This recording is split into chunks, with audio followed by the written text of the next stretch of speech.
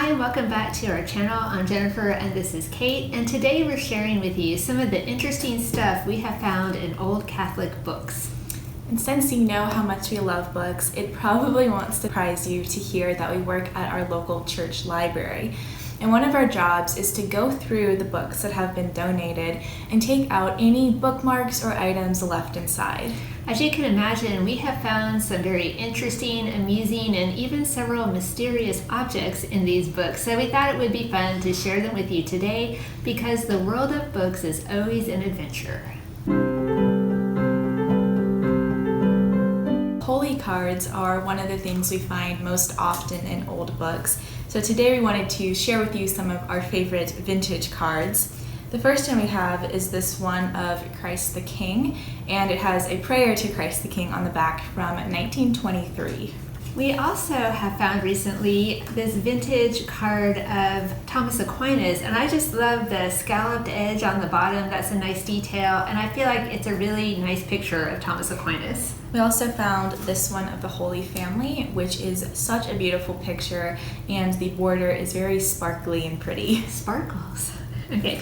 Now here comes one of my favorite popes, John the 23rd. So this is a nice picture of him, and on the back of the card it has a student's prayer for the success of the Formosan project. Now I have no idea what the Formosan project is, and I have not had much luck researching it, so if you know what that was, leave us a comment. And we also found this holy card of Saint Therese, which is really unique because it's translucent.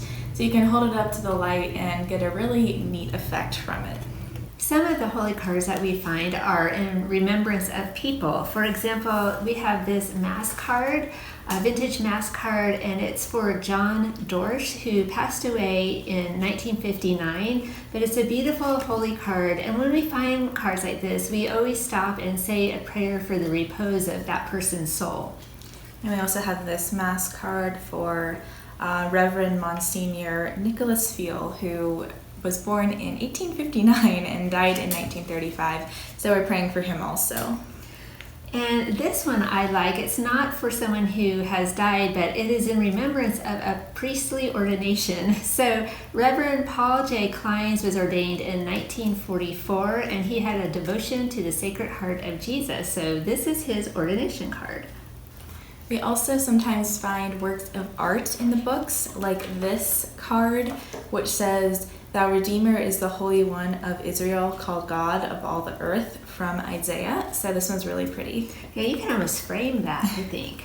All right, and then recently we found this beautiful picture of Madonna and Child in an old book, which is beautiful just by itself, but there was a surprise on the back, and it was this picture, which I have never really seen this Respect His Holy Name before, but it has a verse from Exodus: "Thou shalt not take the name of the Lord thy God in vain, for the Lord shall not leave unpunished him who takes his name in vain." So that is a good reminder for us all. A stern word from Exodus. So we've also found messages in old books, and some of them are really random and always make us wonder, like, what are these about? What was going on? Like this one, which says, "Come children, I am waiting for you." What the heck? Who writes that down on a post-it note and leaves it in a book? So that's a mystery one for sure. This one is from someone named Terry. Terry wrote down, "Sarah said, 'I did not laugh, but the Lord said, yes, you did.'" That's from Genesis 16 in the Bible, but who was Terry, and why the heck would you write down that random quote and leave it in a book? We don't know. We also have this one, which says, "Suburban towards City Hall, left of City Hall, north on Broad Street and Vine Street," which sounds like some sort of directions, obviously, and we think that sounds actually like Charleston, South Carolina. I think it must be, but we're not sure. Anyway, someone was driving in Charleston. All right, and then this is one of our favorites, and we love the elegant handwriting. Someone put a lot of care into writing this, and it says, "My dear Dorothy, with love, blessings for the sweetest of mothers and her happy, loving children, and her devoted husband and father, Mr. Wright." So that maybe was for Mother's Day, or maybe a little love note for Dorothy. That is just a beautiful elegant little note to find in a book. We also have this print, which has a message on the back from Sister Mary Vincent. Who is she? Who says, "To love just like Christ is no small order. In his life, you will find the courage to be generous," which is a very beautiful message. Go, Sister Mary Vincent. Sometimes we find phone messages on official phone call paper. This one just says, "Rory would like confession with you." So obviously it was meant for a priest, but who is Rory, and did he ever get to confession if his message to the priest was stuck in an old book? We don't know. And we also have this one, which is another phone message that says, "Stay to talk with Bill for a little while." So I wonder who Bill was, and I wonder what they were going to talk about. Poor Bill. I guess he never had that conversation. The message was lost. So of course we find bookmarks all the time. We also found this little one, which is clearly homemade with lots of love and intention put into it. And it has the Madonna and Child on this little red ribbon. It's very colorful. We just loved it. We also found this one, which has the whole St. Andrew Christmas novena printed on it. If you've been around our channel for a while, you know we love St. Andrew and that novena. We did a whole video about it. So this has the novena, the history of it, and also directions on how to pray it. So this would be very handy come Advent. So we also found this bookmark, which was handmade for a priest for his 45th ordination anniversary. And it also has this little church on the tassel, which we thought was a really cute, fun touch. Like a little Monopoly church.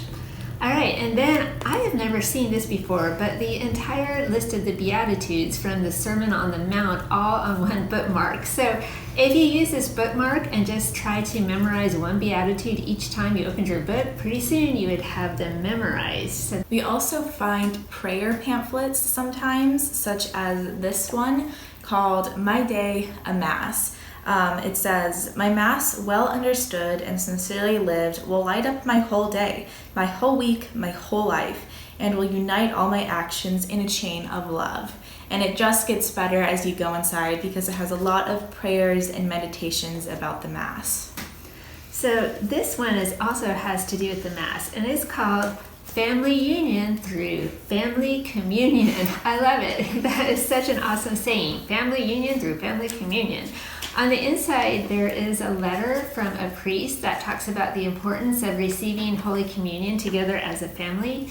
And then on the very back, there is a consecration prayer to the Holy Family.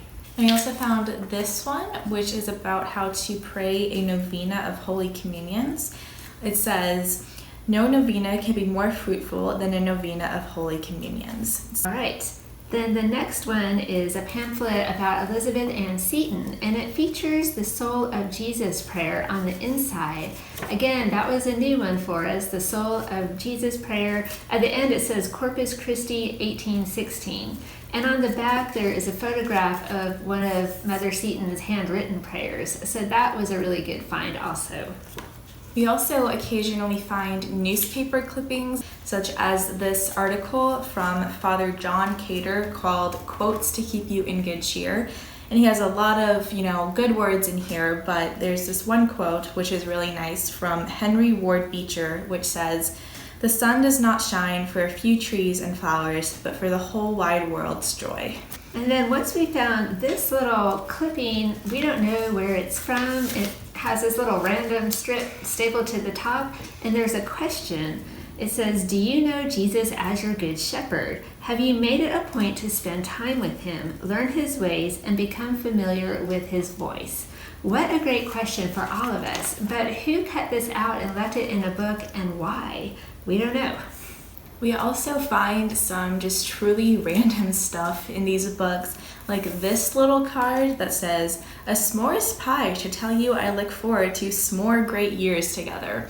So I always wonder when I read this if this came with an actual pie, because that sounds really good. I know, but how do you make a s'mores pie? I mean, just smush all the ingredients like graham cracker, chocolate. That sounds delicious.